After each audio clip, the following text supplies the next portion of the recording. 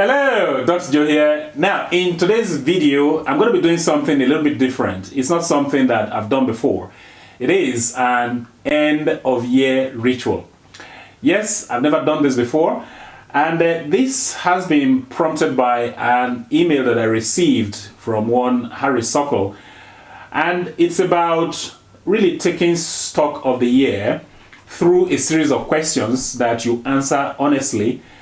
It is gratifying, you show gratitude, and it will also probably help you set goals for the future too.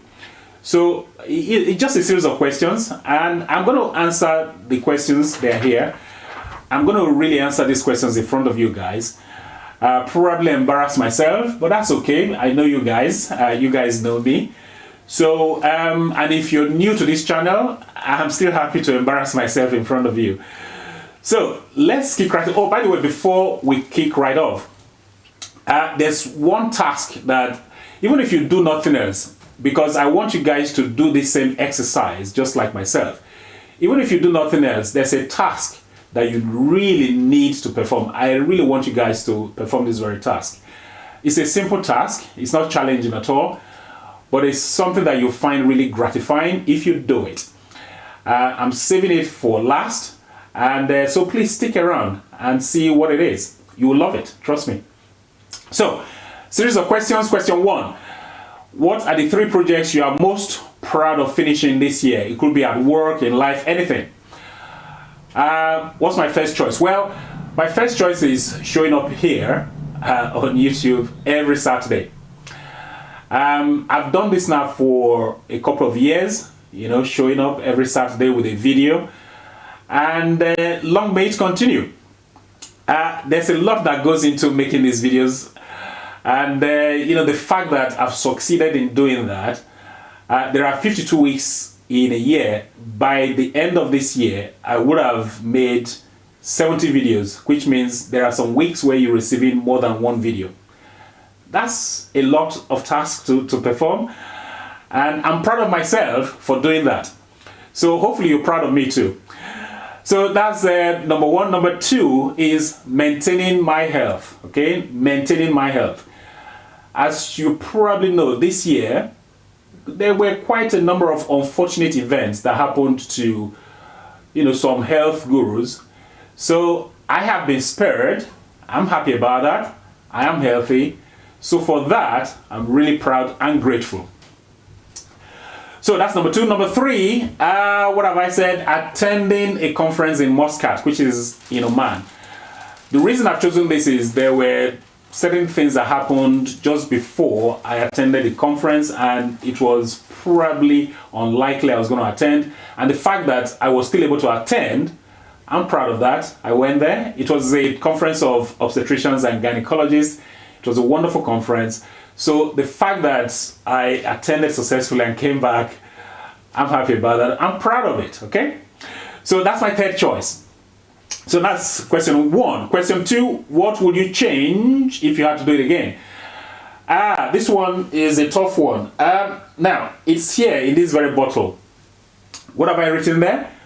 Good things 2024. So I was supposed to get into gratitude journaling. And because I was getting into it, I felt I should do it just once a week. That is to say, every Sunday, I should write something that I am grateful for and put it in this bottle. And at the end of the year, probably share some with you guys. But as you can see here, I don't have a lot in here. That's probably because I failed miserably to do it for a good number of weeks. So that is something that I will need to change, my gratitude journaling. It's supposed to be just once a week, but I get so busy, sometimes I just forget. So that I need to work on. Next question, where did you build unexpected trust? Well, I've chosen haters here. Haters. There are people who actually hate me online. And sometimes I engage with them and manage to turn them around, and they learn to trust me.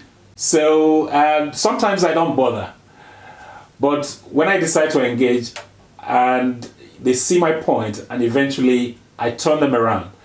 So yeah, that is what I've chosen for that very question. Next one. What behaviors have you let go of this year? Well, this is work in progress. And that is procrastination. Yes, procrastination. Especially when it comes to things that I don't like doing. The one that comes to mind readily is bookkeeping. I hate doing accounting. I absolutely hate it. Obviously, I've got to prepare, do the paperwork before I pass it on to my accountant. And just to do that simple bookkeeping, I absolutely detest it, and I will do anything else to avoid doing it. That's just one example. But I'm learning to behave myself as far as procrastination is concerned. Next question, which new behaviors have you adopted? This is a simple one. I've done a video on this before. It's about after dinner walks, okay? After dinner walks. So the idea behind that is that I should go on a walk after my dinner, and I was doing it inconsistently. But this year, I've picked up the pace and I've started doing it consistently, unless something gets in the way.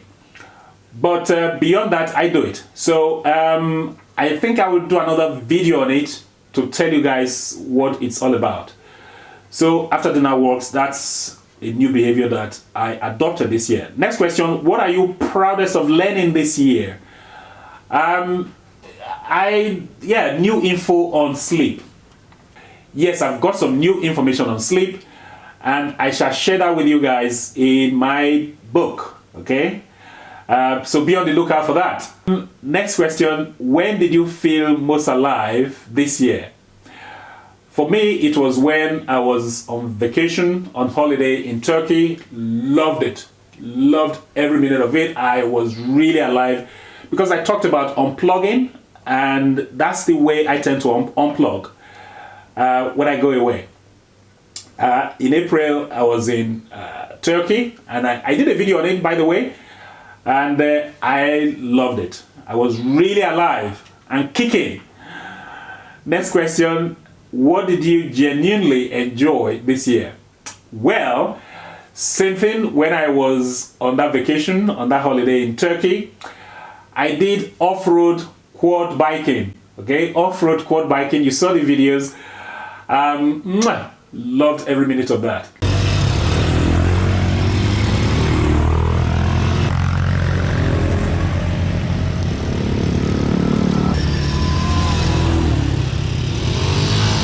Loved it, loved it, loved it.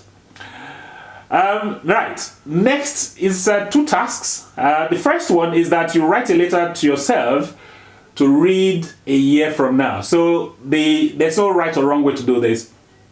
You tell your future self what you're committed to, what you're excited about, and what you're nervous about. Seal up the letter. Don't open it until this time next year. You read it and take stock and see how far you've come. How about that? Okay, that's one nice task. And now, the last task, which I promised is the most exciting. So what is this about? Well, it's about gratitude. So what I want you to do is you go through the contact list you have on your phone, okay? And then you select 7 people, okay, that you want to thank. 7 people. So what you need to do is you send them a thank you message. Choose one person a day, and you send out 7 messages eventually. And you just send them a simple message to say, thank you for being there for me this year. I appreciate it. Okay? What's that going to do? You're going to have a deeper sense of contentment, and you're going to feel really satisfied with yourself too. And guess what? They are also going to appreciate you, just like you appreciate them. Make sense? So this is the task that I said you need to undertake. Even if you do nothing else with everything that I've talked about earlier on, just do this very simple task. I will appreciate it if you do it. Go through your contact list, choose 7 people, send them thank you message for the year. So that's it. That's the end of year ritual. I'm hoping that you enjoyed it. If you think someone else is going to benefit from watching this very video, please send the video to them. Friend, family, colleague, anyone, okay? I'll see you guys in a couple of days. Until then, this is Dr. Joe signing out.